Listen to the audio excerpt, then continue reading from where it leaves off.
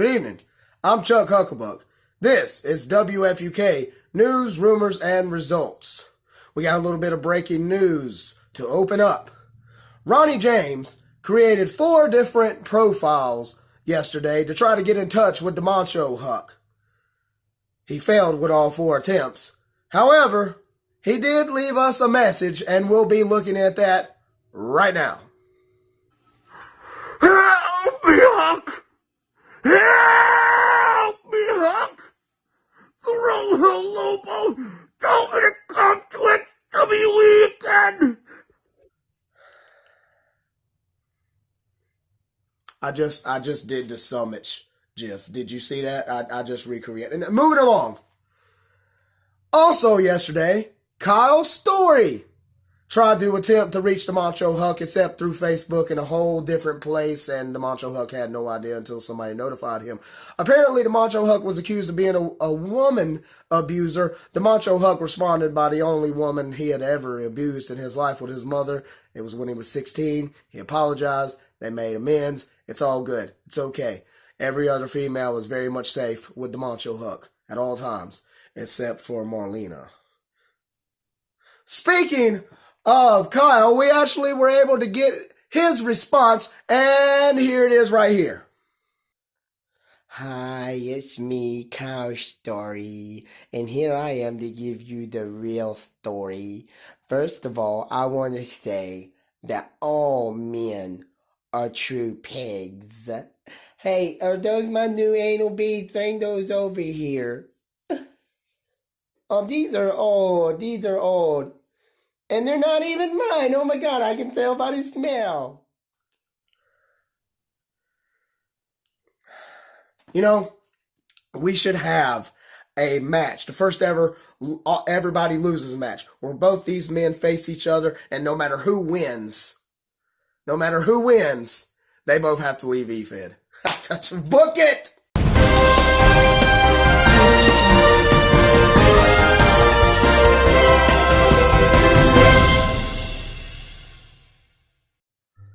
Welcome back. XWE Massacre and Eclipse was live from New York. Queens, New York, as a matter of fact. There was no beer and alcohol, and everybody apparently, XWE had to wrap up by 10 p.m. As a matter of fact, it was supposed to be 8 p.m. because it was in front of Donald Mohan's house, and he usually is in bed by like 8 p.m. We all know he's a senior citizen. So XWE did what it could, and he was polite enough to stay up an extra 2 hours, ladies and gentlemen. I mean, so he's a legend. Fucking legend. Give it up to him. Massacre opened up with a fatal 4-way cage match. The first man or woman to climb over the cage would receive a hardcore championship against the Devil's Executioner or Francesco Bruno, depending on the outcome. See what I did there? I saved that. It was Hell Undead taking on the Reaper, taking on Jackal, taking on Lord Megatron, and Lord Megatron was the first one over the cage, picking up the victory. Next, it was a surprise, returning was Super Gay, SJW. Oh, God, I can't think of that offensive thing. She returned. He returned. Oh, God, I fucked up. I'm not re-recording this. And taking on Anthony Benton, and SJW picked up the victory with the surprise move. Return. Next, the Saison champion returned in front of the White House. He was there with not really Donald Trump, but he had his shirt on regardless. Puerto Rican Hector laid down another open challenge, and we are still awaiting a challenger, but we have a great idea who that challenger is going to be, and he has agreed to come on to the next Massacre and Eclipse to accept. Next, the Devil's Executioner has been running wild with the Hardcore Championship. He seems unstoppable, and indeed he was unstoppable. But first, it was probably match of the night. Wonderful, great match. Mr. Francesco Bruno showed up. He may not be the Destroyer anymore, but he sure did seem like he was undestroyable. However, and what was a great match, Mr. Devil's Executioner did retain his Hardcore Championship. Congratulations, sir. Next, oh God, she deserves payback, we think. Rojo Lobo. She wanted to finally face Ronnie Lames. Ronnie Lames, not Ronnie James, thank God. He'll never be back around, but it was Ronnie Lames. Ronnie Lames, if he was to win, the Rojo Lobo would stop beating his ass and taking his food. Unfortunately, fortunately, Ronnie Lames did not win, and the Rojo Lobo will continue to kick his ass and take his Taco Bell. Next, Onions finally cashed in last week, or the other week, at Devil's Night. He was supposed to be facing the Reaper tonight. He showed up on the Titantron to celebrate, not to do the match. The Reaper stayed there in the middle of the ring, unfortunately not getting to have a match. The Reaper is disappointed, showed his disappointment, cussed a little bit. And then the next match was the main event of Massacre. So the Reaper stayed ringside as he watched angrily Onions do his celebration, as Grim the Clown and the System made their way down. So the Reaper was going to stay there to support them. You know, why not? That's what they do. They stick together. They faced off with Sonny and Ronnie, the Cultacular Connection.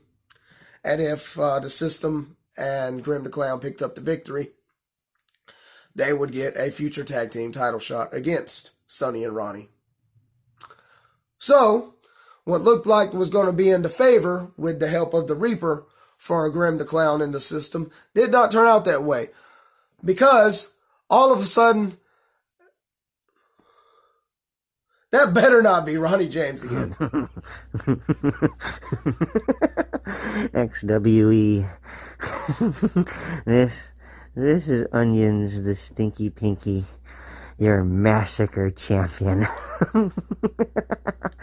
And I just want to let the Reaper know. This is his lucky day. I'm not gonna fight you. I'm not gonna do anything. I am currently in the middle of skiing. Yeah. That's what we're doing. There's all this white snow, so I'm gonna do some skiing.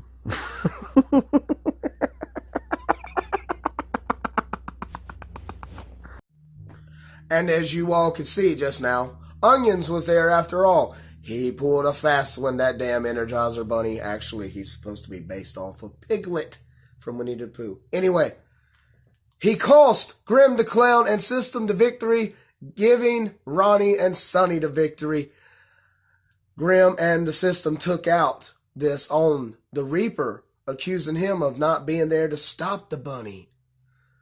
They left Terry there alone. And then they said, come on, bring your ass on here. They treat him like shit. They really do.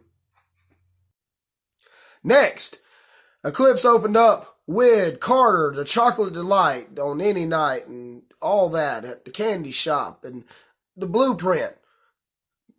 He means business, ladies and gentlemen, because he was granted, after that controversial ending at Devil's Night for the Battle Royal, the Macho Hut granted him the shot at the December pay-per-view to Passion against the Morgue Man Rich Diaz, and he responded and told Rich Diaz exactly what was going to happen, Radical style.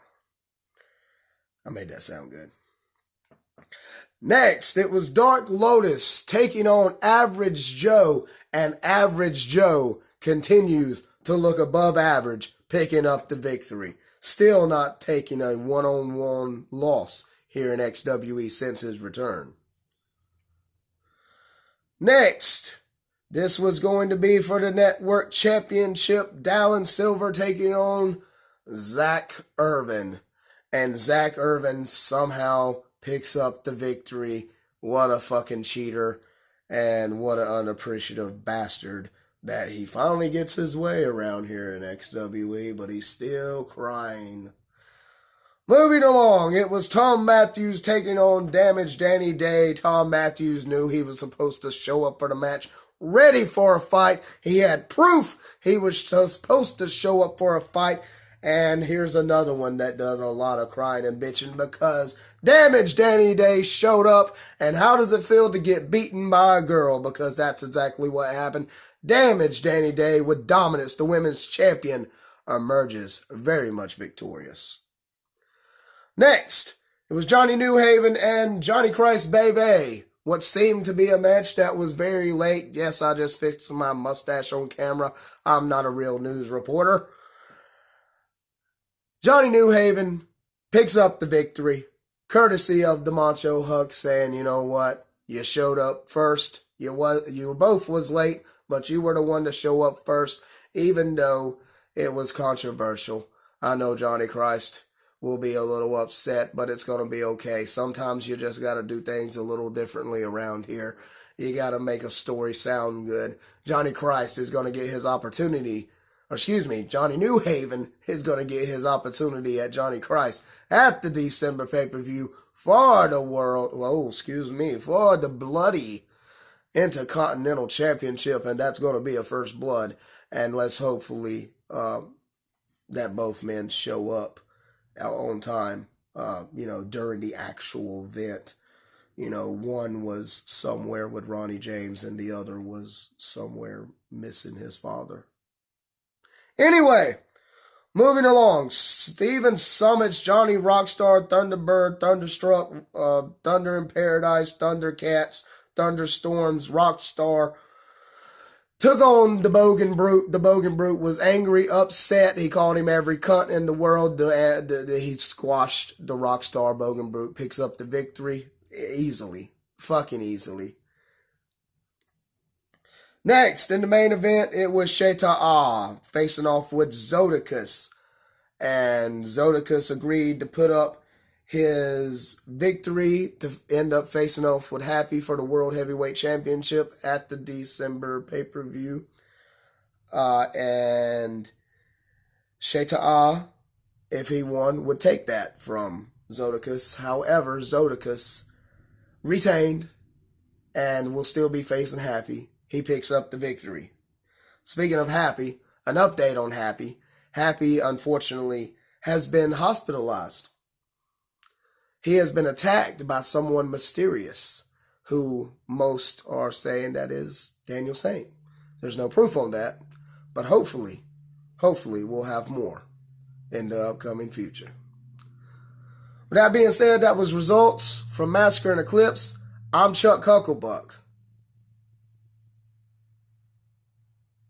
And I leave you with this. Say hi. You show them how beautiful you are. Show them how handsome you are. Look. Hey. Say my name's Dobby. Say I'm a handsome boy.